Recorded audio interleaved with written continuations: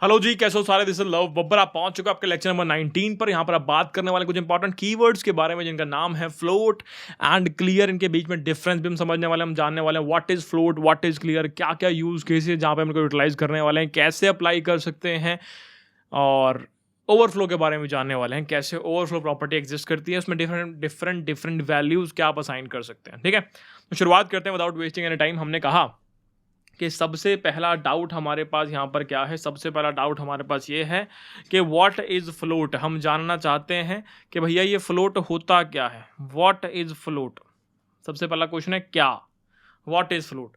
तो मैंने कहा बहुत सिंपल तरीका है। आपके पास यहाँ पर एक बहुत ही फेमस वेबसाइट है cssistricks.com।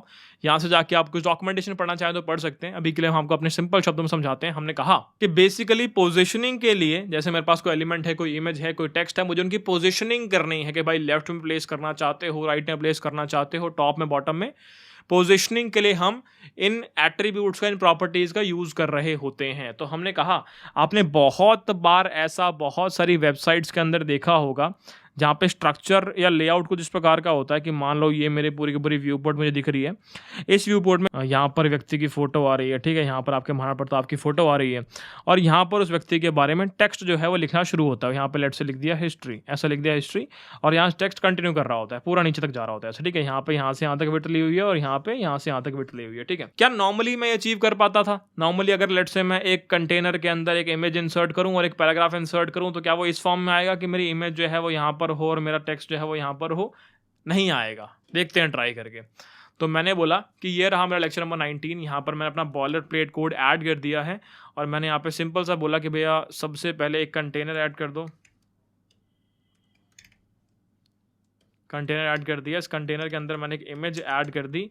मैंने बोला इमेज का सोर्स जो है, हमने महाराणा प्रताप की एक इमेज ऑलरेडी इंपोर्ट कर रखी है इस डेस्टिनेशन के अंदर। ठीक है, तो हमने बोला कि भाई यहाँ पर महाराणा की जो इमेज है वो आप ऐड कर दें फटाफट। ठीक है, ऐड कर दी, और आपने एक पैराग्राफ ऐड कर दिया। लेट से आपने यहाँ पर लॉरम 501 एक पैराग्राफ ऐड कर दिया। ठीक है, यूआई पर चेक करते हैं, यूआई पर चेक करते हैं कैसा दिख रहा है पूरा का पूरा। आपने एक इमेज ऐड कर दी है, आपने एक पैराग्राफ ऐड कर दिया। अगर मैं गो लाइव करूँगा तो क्या दिखेगा मुझे दिखेगा कि इमेज सबसे पहले आ रही है आपकी, और आपका पैराग्राफ बाद में आ रहा है। ये थोड़ी सीखना था हमको। हमें तो इमेज और पैराग्राफ साइड बाय साइड चाहिए। जैसे हमने यहाँ पर जस्ट अभी देखा कि इमेज मेरी यहाँ पर एग्जिस्ट करती हो, पैराग्राफ साथ ही साथ एग्जिस्ट कर रहा हो, नीचे तक जा रहा हो, वो चीज़ करनी है। तो ये आप अचीव कर सकते हैं फ्लोट के द्वारा। तो अगर लेट से मैं इस इमेज को यहाँ पर स्टाइल करूँ, अगर लेट से मैं यहाँ पर इस इमेज को स्टाइल करूँ, ठीक है, और मैं कहूँ कि IMG टैग के अंदर प्रॉपर्टी हमने सेट कर दी। क्या प्रॉपर्टी सेट कर दी? हमने बोल दिया जी फ्लोट जो है वो लेफ्ट में है, तो ये जो इमेज है लेफ्ट में फ्लोट करेगी। या फिर लेट से मैं इस इमेज को राइट में फ्लोट करवाना चाहता हूँ, तो राइट में आपकी इमेज पोजीशन हो जाएगी। चेक कर लो यूआई पे, तो देखो राइट में आपकी इमेज भी आ गई और आपका टेक्स्ट भी यहाँ पर आ रहा है। इमेज का साइज़ थोड़ा छोटा कर देता हूँ मैंने बोला कि इमेज की जो हाइट है हमने कर दी 250 पिक्सल। तो यूआई पे क्या दिख रहा है? यूआई पे दिख रहा है कि ये रही मेरी इमेज, और साथ ही साथ ये मेरा पैराग्राफ चल रहा है। तो जो चीज़ मैंने आपको बताई सेम उसी प्रकार से आप यूआई पे यहाँ पर देख पा रहे हो। लेफ्ट में आपको राइट में आपको इमेज दिख रही है, और साथ साथ पैरेलली आपको चलता हुआ पैराग्राफ भी नजर आ रहा है। तो जब इस प्रकार से मुझे पोजीशनिंग करनी होती है तो मैं यूज करता हूं कौन से कीवर्ड का? फ्लोट कीवर्ड का। ठीक है, आप चाहें तो यहाँ पर जाके डॉक्यूमेंटेशन थोड़ी और पढ़ सकते हैं। फ्लोट प्रॉपर्टी क्या होती है, क्या क्या डिफरेंट वैल्यूज आपके पास यहाँ पर हैं। लेट से मैंने यहाँ पर इसको राइट करने की जगह लेफ्ट कर दिया होता तो क्या फ़र्क पड़ता? तो आपकी इमेज लेफ्ट में अलाइंड हो जाती है और टेक्स्ट आपका राइट में शिफ्ट हो जाता। तो ये सारी की सारी चीज़ें हमने देख ली हैं। ठीक है, बाकी आप चाहो नन मार्क कर सकते हो, इनहेरिट मार्क कर सकते हो, बहुत सारी प्रॉपर्टीज यहाँ पर एडेड हैं। इनके द्वारा आप चेंजेस कर सकते हैं, खुद से आप पढ़ेंगे इन सभी चीज़ों को। ठीक है, अब यहाँ पे क्या एक और एग्जाम्पल हमें नजर आ रहा है कि भाई एक इमेज ऐसे लिखी हो, लेफ्ट में पोजीशनड हो, एक इमेज राइट में पोजीशनड हो, और बीच में आपका टेक्स्ट चल रहा हो। मैंने कहा ठीक है, अगर मैं इसको ऐसा कर दूं कि लेट से इसी इमेज को मैंने फिर से कॉपी कर लिया, एक बार इसी इमेज को मैंने फिर से कॉपी कर लिया, पर इस बार मैंने आईडी दे दी। मैंने बोला जी इसकी आईडी दे दो IMG1, ठीक है, और ऐसे ही मैं नीचे गया, मैंने बोला जी इसकी आईडी दे दो IMG2, ठीक है, और जो आपने ये प्रॉपर्टी इंसर्ट की थी ये आप IMG1 के लिए कर देना। क्लास आईडी है तो ऐसा हैशटैग लगा देना, ठीक है, और आपने सेम प्रॉपर्टी जो है कॉपी पेस्ट कर दी IMG2 के लिए। बस एक रेफरेंस किया कि ये अगर लेफ्ट में फ्लोट कर रहा था तो आपने इसको राइट में फ्लोट करवा दिया। तो बेसिकली आपने दो इमेज ली, एक इमेज को लेफ्ट में फ्लोट कराया, एक इमेज को राइट में फ्लोट कराया, और बीच में आपका ये पैराग्राफ चलना चाहिए। चेक करते हैं चल रहा है कि नहीं चल रहा, यूआई पे चेक करते हैं। तो देखो आपकी एक इमेज लेफ्ट में आ चुकी है IMG1 जो आपने लेफ्ट में फ्लोट करवाई थी, एक इमेज आपकी राइट में आ चुकी है IMG2 जो आपने राइट में फ्लोट करवाई थी, और ये रहा था आपका पैराग्राफ। और मुझे ऑलरेडी पता है जब मैं फ्लोट मार्क करता हूँ मेरा पैराग्राफ नीचे से स्टार्ट नहीं होता, मेरा पैराग्राफ जहाँ पर भी अवेलेबल स्पेस होता है वहीं से स्टार्ट हो जाता है। पर ठीक है भैया एक्जैक्टली सेम नहीं है जैसे यहाँ पर बना पड़ा एक्जैक्टली सेम बनाना। मैंने कहा ठीक है, इस इमेज को मैंने यहाँ से कट कर दिया और मैंने यहाँ पर पेस्ट कर दिया। अब चेक करते हैं यूआई पर, अब चेक करते हैं, बढ़िया। तो एक इमेज ये रही, ये पैराग्राफ चल रहा है, और एक इमेज ये रही, बहुत बढ़िया। मैंने क्या किया, मैं गया ऊपर और मैंने जाके इस पैराग्राफ को कर लिया कॉपी और इस पैराग्राफ को मैंने यहाँ पर कर दिया पेस्ट। अब यूआई चेक करो, बढ़िया। तो जो हम चाहते थे हमने क्रिएट किया कि नहीं, येस और नो। हम चाहते थे भाई कि इमेज हो, साथ में टेक्स्ट हो, नीचे टेक्स्ट हो और साथ में इमेज हो। तो ये जो यूआई आप देख पा रहे हो, क्या यही सेम यूआई यहाँ पर नहीं बताया गया? बिल्कुल सेम यूआई बताया गया। तो फ्लोट से हम ये भी अचीव कर सकते हैं, ठीक है। ये थोड़ा सा और एक हमें आइडिया लग गया। यहाँ पर एग्जाम्पल आपको एक दे रखा है, ठीक है। एग्जाम्पल आपको दिया हुआ है कि इस प्रकार से एक यूआई है। तो ये पूरा का पूरा एग्जाम्पल आप एक बार होमवर्क में लो और इसको फटाफट से खुद से क्रिएट करने की कोशिश करो। कोड वाइज आपका HTML कोड, CSS वगैरह यहाँ पर मिल जाएगा, ठीक है। ये बात समझ में आती है, ये बात समझ में आती है। तो जनरली इन्होंने क्या बोला कि ट्राई करना कि जो छोटी मोटी पोजीशनिंग करनी है, जो मैंने आपको दिखाई एक इमेज है उसके साथ में टेक्स्ट प्लेस करना है इस प्रकार, तो वहाँ पे आप फ्लोट का यूज़ कर लो। पर जो लेआउट क्रिएशन है, लेआउट क्रिएशन फ्लोट का यूज़ मत करना, ठीक है। अभी आगे हम बहुत important concept like flex box and grid समझने वाले हैं और बहुत ही अच्छे तरीके से समझेंगे। मतलब ऐसा नहीं कि बोलने के लिए बोल रहा हूँ, एक गेम हमने क्रिएट की हुई है, उस गेम के द्वारा फ्लेक्स बॉक्स को बिल्कुल इन डेप्थ समझ लेंगे। आपसे अच्छा फ्लेक्स बॉक्स किसी को नहीं आता होगा, ठीक है। शब्द नहीं है, रियलिटी में कन्वर्ट कर देंगे आने वाली वीडियोस के अंदर। तो वेट करें, उनका यूज़ करके हम फ्लेक्स बॉक्स का, ग्रिड का यूज़ करके लेआउट बनाएंगे। ये फ्लोट का यूज़ करके लेआउट बनाना ना तो हम सीख रहे हैं ना तो प्रैक्टिकल बात है, इसको हटाओ, फालतू की चीज़ें हैं ये, ठीक है। तो ये समझ में आता है, ये समझ में आता है, ये समझ में आता है। अब क्लियरिंग द फ्लोट की बात हो रही है कि लेट से मुझे कोई फ्लोट नहीं चाहिए, तो वो वाला केस मैं कैसे संभालूंगा। मैंने कहा ठीक है, अभी के लिए ना ये वाला केस करके देखते हैं कि जहाँ पे टेक्स्ट है और दो आपकी इमेज फ्लोट कर रही है राइट साइड के अंदर। मैंने कहा चलो ठीक है। तो हम गए यहाँ पे और हमने बोला कि यार ये जो इमेज है इसको राइट में प्लेस करवा दो और इसको राइट में प्लेस करवा दो, यूआई में दिखाओ कैसा चलेगा। तो यूआई में गए, देखो ये भी राइट में प्लेस हो गई, ये भी राइट में प्लेस हो गई। मैंने कहा सेम पोजीशन पे चाहिए भैया। तो हमने क्या किया, हमने इसको कट कर दिया और हमने यहाँ पर इसको पेस्ट कर दिया। यूआई चेक कराओ, बढ़िया सही आ रहा है। देखो एक तुम्हारी इमेज ये आ गई राइट में, एक इमेज तुम्हारी ये आ गई राइट में, ठीक है। दोनों इमेज आ गई यहाँ पे, ठीक है। इमेज 1 कौन सी है, ये इमेज 1 है और ये इमेज 2 है, ठीक है। ये इमेज 1 है फ्लोट राइट कर रही है, ये इमेज 2 है फ्लोट राइट कर रही है, और ये तुम्हारा पैराग्राफ है। नीचे वाले पैराग्राफ की नीड नहीं है, उसको हटा देता हूँ मैं, ठीक है। नीचे वाले पैराग्राफ की नीड नहीं है, उसको हटा देता हूँ। तो मैंने इसको कमेंट कर दिया, हटा देता हूँ। यूआई चेक कराओ, बढ़िया। तो ये रही मेरी इमेज नंबर 1, ये रही मेरी इमेज नंबर 2 और ये रहा मेरा पैराग्राफ, बहुत बढ़िया। मैंने बोला क्या चाहता हूँ मैंने बोला क्या चाहता हूँ, पहले तो इमेज चेंज करते, कन्फ्यूजन हो जाएगी फालतू में, तो फ़ायदा नहीं है, ठीक है। हम गए आगे, हमने बोला विकीपीडिया भगत सिंह, ठीक है। हम यहाँ पे चले गए, हमने न्यू इमेजेस ले ली और इमेजेस जो है हमने यहाँ पर डाउनलोड कर ली। हमने लेट से ये वाली इमेज उठाई और सेव इमेज एज। तो हम यहाँ पे गए फटाफट और हमने इमेज को यहाँ पर इंपोर्ट करवा लिया। हमने भगत सिंह जी की इमेज को यहाँ पर ऐड कर लिया और फटाफट मैं चलता हूँ यहाँ पे। मैंने बोला कि जो सेकंड वाली इमेज है वो मैं महाराणा प्रताप की ऐड नहीं कर रहा, वो मैं भगत सिंह की इमेज ऐड कर रहा हूँ। यूआई चेक कराओ, यूआई पे देखो, ये रही मेरी इमेज 1 महाराणा प्रताप की, ये रही मेरी इमेज 2 भगत सिंह की। अब भगत सिंह की इमेज जो है मैं नीचे लेके आना चाह रहा हूँ, ठीक है। जिस प्रकार से यहाँ पर ये दो इमेज लेफ्ट राइट में थी, अब जो ये वाली इमेज थी मैं इसको नीचे लेके आना चाहता हूँ। चेक करते हैं कैसे होगा, चेक करते हैं कैसे होगा। तो मैंने बोला एक बड़ा प्यारा कीवर्ड मेरे पास है, इसका नाम है क्लियर। और क्लियर का मतलब क्या है, लेट्स से मैंने कहा कि यार मैं एक एलिमेंट हूँ और मेरे लेफ्ट में कुछ एलिमेंट फ्लोट कर रहे हैं, मेरे राइट में कुछ एलिमेंट फ्लोट कर रहे हैं। तो मैंने क्या बोला, मैं डिसाइड कर सकता हूँ कि मेरे लेफ्ट या राइट में एलिमेंट फ्लोट करेंगे या नहीं करेंगे। कैसे, क्लियर का यूज़ करके। तो जब मैं कहता हूँ क्लियर लेफ्ट का मतलब है कि यार जो लेफ्ट में फ्लोट कर रहा है उसको हटाओ। क्लियर लेफ्ट का मतलब है कि यार जो मेरे लेफ्ट में फ्लोट कर रहा है उसको हटाओ। दोबारा सुनो, क्लियर लेफ्ट। या जब कोई एलिमेंट कहेगा कि भाई मेरे राइट में जो एलिमेंट फ्लोट कर रहे हैं उनको मुझे हटाना, तो वो क्लियर राइट कर देगा, ठीक है। सो भगत सिंह वाली इमेज ने क्या बोला कि मेरे राइट में महाराणा प्रताप की इमेज फ्लोट कर रही है, सो भगत सिंह वाली इमेज क्या कहती हैं कि मेरे राइट में महाराणा प्रताप वाली इमेज फ्लोट कर रही हैं और मैं नहीं चाहता कोई भी इमेज फ्लोट करे, तो आप इनको क्लियर कर दें, ठीक है। तो भगत सिंह वाली इमेज कहेंगी यार क्लियर कर दो राइट डायरेक्शन को, तो इमेज 2 कहती है कि भाई क्लियर कर दो राइट डायरेक्शन को, ठीक है जी। बहुत बड़े बड़े धुरंधर है भाई, अगर तुम इनके बारे में नहीं जानते तो तुम बहुत कुछ मिस कर रहे हो जीवन के अंदर। दोनों के बारे में पढ़ना आज जाके, महाराणा प्रताप के बारे में भी और भगत सिंह के बारे में भी। तो क्या जो पुराना वाला यूआई था, अगर मैं इसको अभी के लिए कमेंट कर दूं, तो दोनों इमेज ऐसे साइड बाय साइड आ रही थी, जो कि हमने यहाँ पर देखा साइड बाय साइड थी। मुझे एक के नीचे एक लेके आनी थी, तो मैंने क्या किया, भगत सिंह वाली इमेज ने बोला कि भाई महाराणा प्रताप वाली इमेज को क्लियर कर दो, सॉरी मैं फ्लोट नहीं करवाना चाहता। तो आपकी भगत सिंह वाली इमेज नीचे आ गई। अब भगत सिंह वाली इमेज के राइट में कोई भी फ्लोट नहीं कर रहा है। अब भगत सिंह वाली इमेज के राइट में कोई भी फ्लोट नहीं कर रहा है। इस प्रकार से आपने सीखा क्लियर कीवर्ड का यूज, ठीक है। तो ये भी थोड़ी सी क्लैरिटी आपको मिली इसके बारे में, ठीक है। एक और चीज़ यहाँ पे ग्रेट कोलैप्स के बारे में बात की गई है कि लेट्स से मेरे पास एक बॉक्स है और उसके अंदर मैं सभी को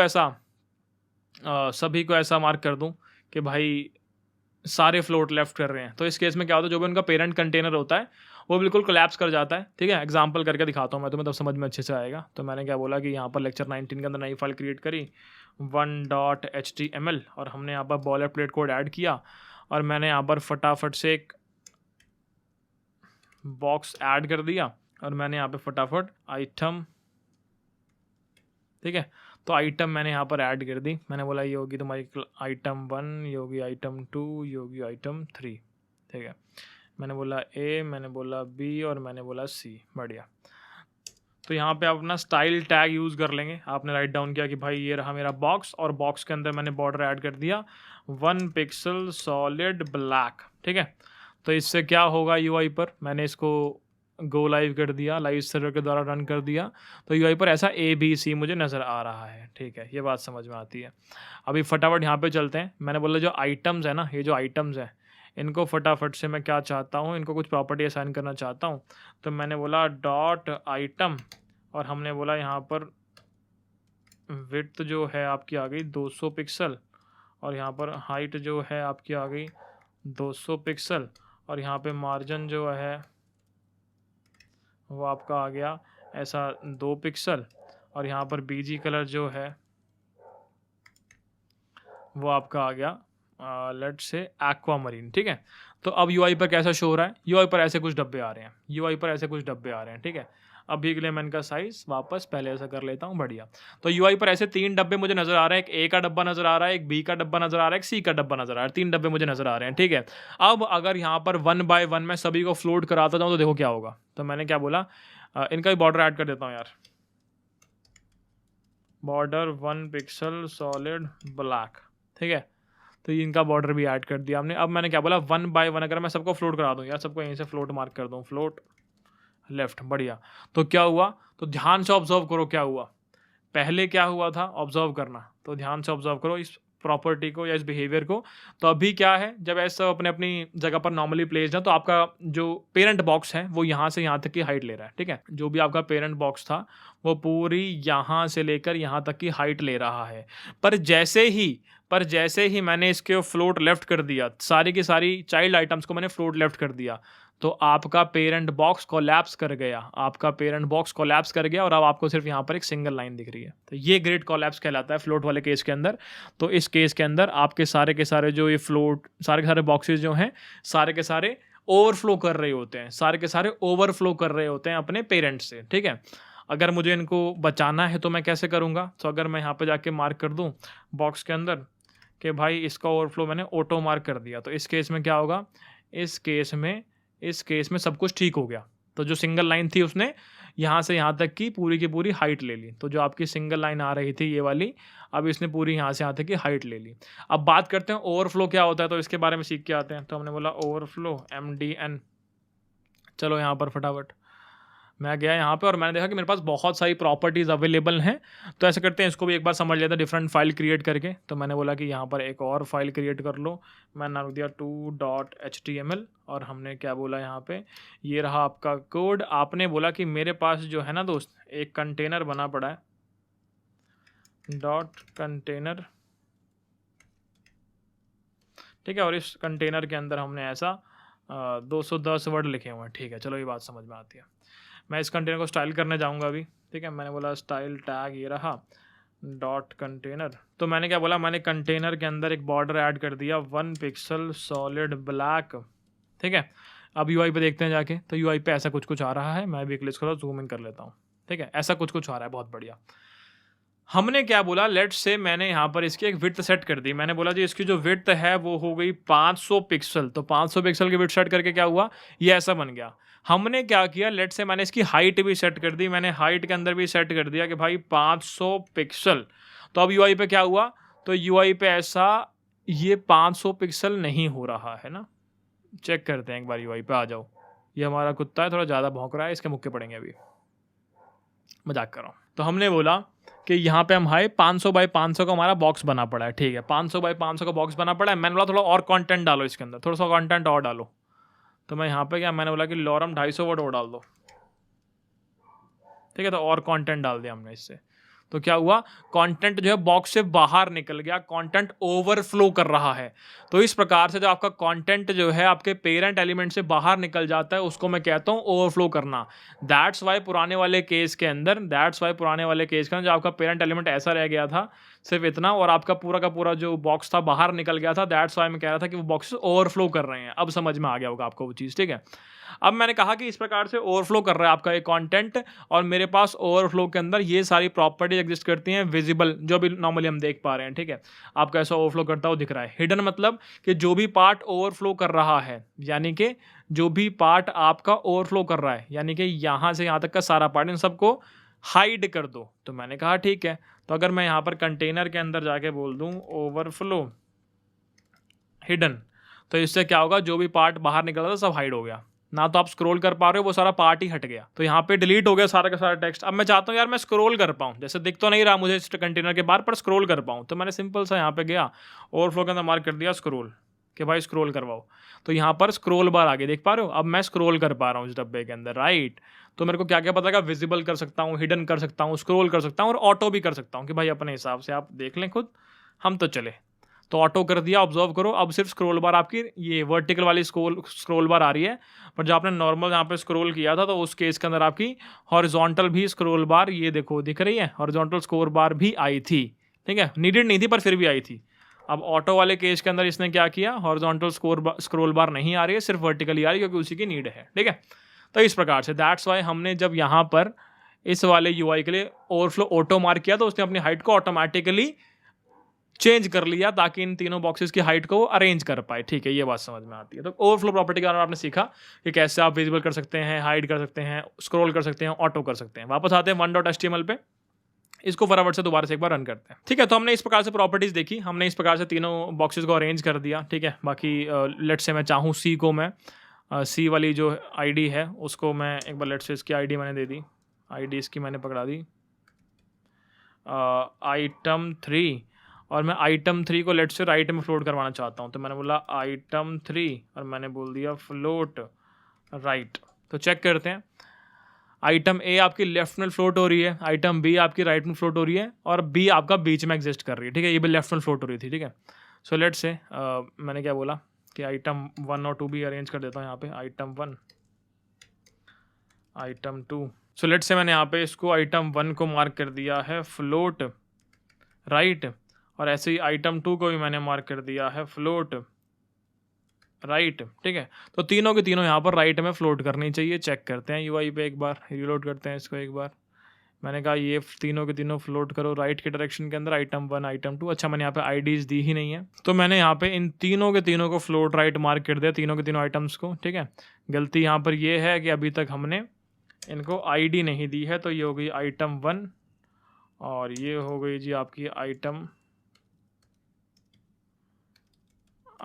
2, ठीक है।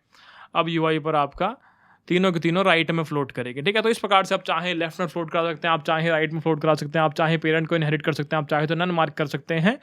और हमेशा ट्राई करें कि लेआउट के लिए कभी हम फ्लोट क्लियर का यूज़ ना कर रहे हो। हमेशा छोटी मोटी पोजीशन जो मैंने आपको इमेज के लिए सिखाई अभी, ठीक है, जो आपने महाराणा प्रताप वाली और भगत सिंह वाली एग्जाम्पल में देखी, ठीक है, वैसा कुछ ट्राई करें हमेशा। उसके अलावा लेआउट के लिए आपको और चीज़ें मैं सिखाऊंगा, उनका यूटिलाइजेशन हम करेंगे। अभी के लिए आपको सिर्फ इतना समझ में आया होना चाहिए आज की क्लास से कि लेट्स से मुझे इस प्रकार से कुछ अचीव करना है तो मैं फ्लोट के द्वारा कर सकता हूँ, और लेट्स से कहीं पर ओवरलैपिंग ज़्यादा हो रही है या कोलैप्सिंग ज़्यादा हो रही है फ्लोट की वजह से, तो वहाँ पर मैं क्लियर का यूज़ कर सकता हूँ। ठीक है, और इन डेप्थ नॉलेज अगर आपको लेनी हो इस टॉपिक के ऊपर, जितनी नीडेड थी उतनी मैंने आपको क्लैरिटी दे दी है, और भी इसके ऊपर चीज़ें एग्जिस्ट करते हैं जो आप समझना चाहें तो समझ सकते हैं। ठीक है, मैंने 100% इस कॉन्सेप्ट को कवर नहीं किया है और नीड भी नहीं है, तो अगर आप चाहें तो इस पूरे डॉक्यूमेंट को पढ़ सकते हैं और बिल्कुल क्लैरिटी 100% ले सकते हैं। जितना रिक्वायर्ड था उतना मैंने आपको समझा दिया है, तो आप ये दोनों पेजेस अपने हिसाब से पढ़ सकते हैं। ठीक है, तो आशा करता हूँ दोस्त आपको समझ में आया होगा। ठीक है, और कोड वाइज को ज़्यादा मुश्किल हमने किया नहीं, रिवाइज कर लेते हैं एक बार। सबसे पहले हमने यहाँ पे सीखा कि एक इमेज कैसे लगाएं, उस इमेज के साइड में पैराग्राफ कैसे अरेंज करें, कैसे दोनों चीज़ साइड बाय साइड आती हूँ, कैसे दो इमेज में लगाऊं। ठीक है, तो वो एग्जांपल हम देखा जहाँ पर एक इमेज ऊपर थी, पैराग्राफ चल रहा था, और एक इमेज नीचे थी, राइट फ्लोट लेफ्ट और फ्लोट राइट का यूज़ हमने किया था। फिर हमने ओवरफ्लो के बारे में सीखा, कैसे ओवरफ्लो प्रॉपर्टी एग्जिस्ट करती है, क्या क्या डिफरेंट वैल्यूज़ में इंसर्ट कर सकता हूँ। और लास्ट में हमने देखा कुछ एग्जाम्पल्स जहाँ पे तीनों को फ्लोट लेफ्ट या फ्लोट राइट कराऊँ मैं, तो कैसे आपका पेरेंट कोलैप्स कर जाएगा, पेरेंट को कोलैप्स करने से बचाने के लिए ओवरफ्लो का यूज़ कैसे मैं कर सकता हूँ। तो छोटी सी वीडियो थी, बड़ी प्यारी सी वीडियो थी, कुछ ज़्यादा इसमें इंपॉर्टेंट था नहीं। और आगे जाएंगे और हम पढ़ेंगे फ्लेक्स बॉक्स के बारे में गेम के द्वारा। तो मिलेंगे आपसे नेक्स्ट लेक्चर के अंदर, और धन्यवाद एवरीवन। मिलेंगे आपसे नेक्स्ट लेक्चर के अंदर। इस लेक्चर की जो भी आपके रिव्यूज़ हैं कमेंट सेक्शन के अंदर ऐड कर सकते हैं आप, कोड आपका डिस्क्रिप्शन में आप फाइंड आउट कर सकते हैं। धन्यवाद everyone, bye bye, good night, love you all.